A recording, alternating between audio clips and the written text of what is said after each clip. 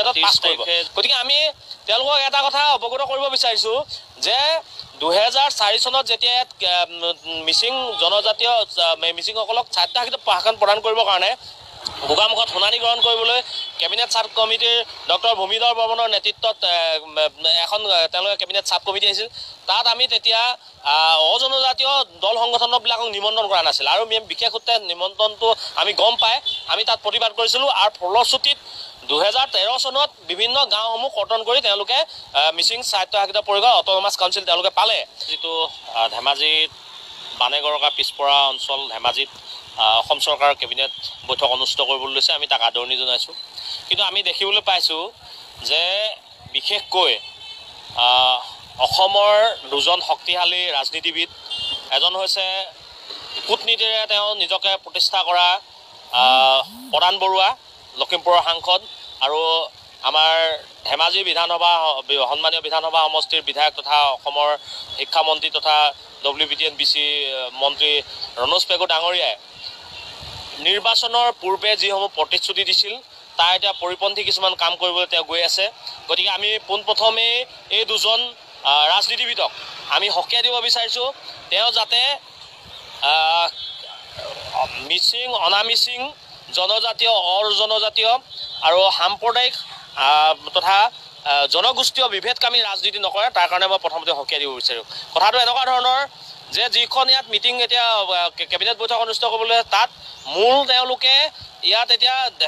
যিবিলাক belt and block অসমৰ belt and block জনজাতীয় বেল্ট এণ্ড ব্লক এইবিলাক যিবিলাক নিষ্ক্ৰিয় আছিলে সেইখিনি সক্ৰিয় কৰিবলৈ লৈছে আৰু অতিকৈ এটা ডাঙৰ কথা হৈছে কি ধেমাজিবাসীৰ কাৰণে ধেমাজি জিলাত চিচি চাৰ্কুলত এটা নতুনকৈ তেওঁলোকে চিচি টঙানী জনজাতীয় বেল্ট গঠন কৰিবলৈ লৈছে প্ৰস্তাৱিত বেল্ট সেইটো অলৰেডি তেওঁলোকে সকলো তৈয়াৰ কৰি লৈছে গতিকে অহা কেবিনেট 30 তাৰিখৰ দিনা তেওঁলোকে সেইটো ইয়াত তেওঁলোকে কেবিনেটত পাছ কৰিব গতিকে আমি তেওঁলোকক এটা কথা অৱগত কৰিব বিচাৰিছোঁ যে 2004 চনত যেতিয়া মিচিং জনজাতীয় মিচিংসকলক স্বায়ত্তশাসিত প্ৰশাসন প্ৰদান কৰিবৰ কাৰণে গোগামুখত শুনানি গ্ৰহণ কৰিবলৈ কেবিনেট ছাব কমিটিৰ ডক্টৰ ভূমিধৰ বৰ্মনৰ নেতৃত্বত এখন তেওঁলোকে কেবিনেট ছাব কমিটি আহিছিল তাত আমি তেতিয়া অজনজাতীয় দল সংগঠনবিলাকক নিমন্ত্ৰণ কৰা নাছিল আৰু বিশেষ সূত্ৰে নিমন্ত্ৰণটো আমি গম পাই আমি তাত প্ৰতিবাদ কৰিছিলোঁ আৰু ফলশ্ৰুতিত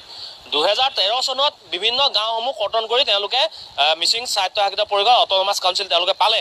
কিন্তু ইয়াত এতিয়া এটা অতি চক্ৰান্তভাৱে তেওঁলোকে এটা কাম কৰিব বিচাৰিছে যে ইয়াত যদি আৰু নতুনকৈ বেল্ট গঠন কৰে তেতিয়া এই অঞ্চলবিলাকত যিমানে বেল্ট বেছি হ'ব তাত 6 ডুৱেলৰ কাৰণে তেওঁলোকৰ টেৰিটৰিয়েলৰ কাৰণে তেওঁ সুবিধা হ'ব গতিকে তেওঁলোকে কি কৰিছে ইয়াত এতিয়া টেৰিটৰিয়েল কাউন্সিল গঠন কৰিবৰ কাৰণে মিচিঙক 6ষ্ঠ অনুসূচী আধাৰত দিবৰ কাৰণে ডাক্তৰ ৰণোজ পেগু ডাঙৰীয়াকে তেওঁলোকে চেয়াৰমেন পাতিছে আৰু ৰঞ্জিত দাস অতুল বৰা ডাঙৰীয়াক তেওঁলোকে সদস্য হিচাপে লৈ পিনি তেওঁলোকে এখন কমিটি গঠন কৰিছে ইয়াত যদি বেল্টসমূহ তেওঁলোকে ইয়াত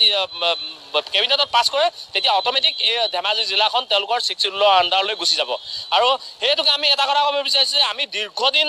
ৰণোজ পেগু ডাঙৰীয়াই যিটো আমাৰ যোগেন মোহন ডাঙৰীয়া তেওঁ ৰেভিনিউ মিনিষ্টাৰ তেওঁলৈ এখন পত্ৰ লিখিছে য'ত কৈছে যে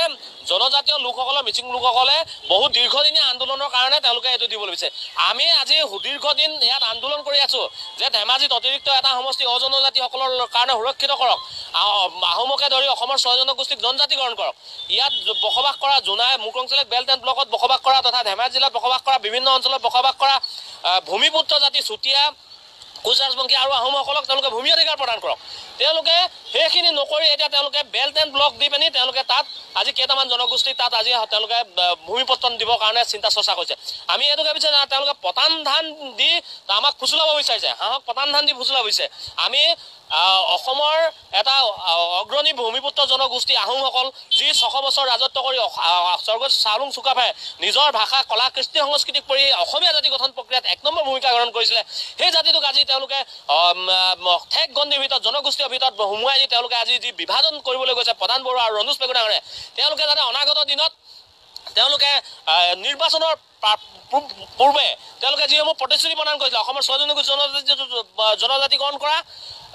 অসমৰ ধেমাজি জিলাত বিশেষকৈ ধেমাজি গাতে লাগি থকা নামনি জলবিদ্যুৎ প্ৰকল্প সেই প্ৰকল্পটোৰ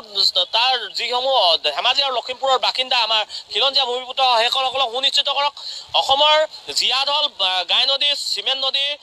চমৰাজান আৰু ব্ৰহ্মপুত্ৰই ধেমাজি জিলাৰ যিসমূহ লোকক নদী কাষৰীয়া লোকক ইতিমধ্যে গৰাখহনীয়া আৰু তেওঁলোকে বানে উটুৱাই লৈ গৈছে সেইসকলক অতি শীঘ্ৰে তেওঁলোকে ইয়াত ভূমি পট্টা প্ৰদান কৰি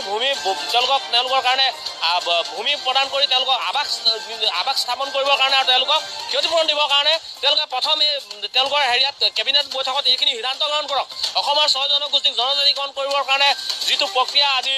ৰাজ্যসভাত তেওঁলোকে বিল উঠিছিলে সেই বিলখন পাছ কৰিবৰ কাৰণে অসমৰ পৰা যোৱা সাংসদসমূহ আৰু ভাৰতীয় জনতা পাৰ্টিৰ যিসমূহ কেন্দ্ৰ চৰকাৰৰ সাংসদ সেই সাংসদসমূহক তেওঁলোকে প্ৰেছাৰ ক্ৰিয়েট কৰক যে এই জনগোষ্ঠীসমূহক অতি শীঘ্ৰে তেওঁলোকে ভূমিপুত্ৰ যিহেতু খিলঞ্জীয়া কথা কয় সেই খিলঞ্জীয়া লোকসকলক তেওঁলোকে অধিকাৰ সুনিশ্চিত কৰক তাৰ পাছত তেওঁলোকে ক'ত ট্ৰাইবেল বেল্ট দিয়ে কি দিয়ে আমাক ক'বলগীয়া নাই গতিকে প্ৰথম পৰ্যায়ত তেওঁলোকে নিৰ্বাচনৰ প্ৰতিশ্ৰুতি দিয়া যিসমূহ তেওঁলোকৰ দাবী অসমৰ ধেমাজি জিলাৰ যিসমূহ জনজাতীয় লোকৰ সুৰক্ষিতৰ কাৰণে যিসমূহ তেওঁলোকৰ নিৰ্বাচনী প্ৰতিশ্ৰুতি আছিল সেইসমূহ পূৰ্বে তেওঁলোকে পূৰণ কৰি লওক তেওঁলোকে যদি এই দাবীসমূহ পূৰ্ণ নকৰি তেওঁলোকে কেৱল যদি ইয়াত বেল্ট এণ্ড ব্লকসমূহ যদি তেওঁলোকে কেবিনেটত পাছ কৰে তেতিয়াহ'লে ইয়াত কিন্তু পিছত পৰৱৰ্তী সময়ত যি ৰক্তাক্ত পৰিৱেশ সৃষ্টি হ'ব যি ভয়ানক পৰিৱেশ সৃষ্টি হ'ব যি অগণতান্ত্ৰিক পৰিস্থিতি সৃষ্টি হ'ব তাৰ বাবে